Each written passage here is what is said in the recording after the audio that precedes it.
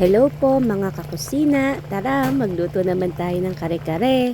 Ulam na napakahirap pong tanggihan kapag nakahain na sa lamesa. Heto po ang mga ingredients, tara magluto na tayo. Una po pinalambutan ko muna ang mga karne. Nagprito na rin po ako ng talong sa itabi po muna.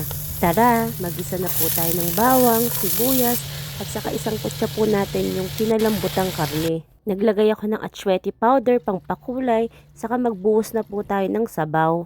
Maglagay ng peanut butter at saka ito pong gata. Haluin, pagkatapos po ilagay na natin ang mga gulay. Meron po akong puso ng saging, kalabasa at sitaw. Ibalik na po natin yung pinalambotang pata. Saka po yung piniritong talong at idagdag po ang pechay. So, paano guys? Sticky man na naman. Siyempre, unahin yung favorite part, ang buntot.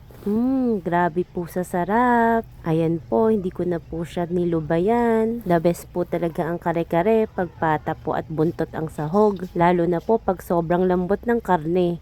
Thank you for watching. Bye-bye!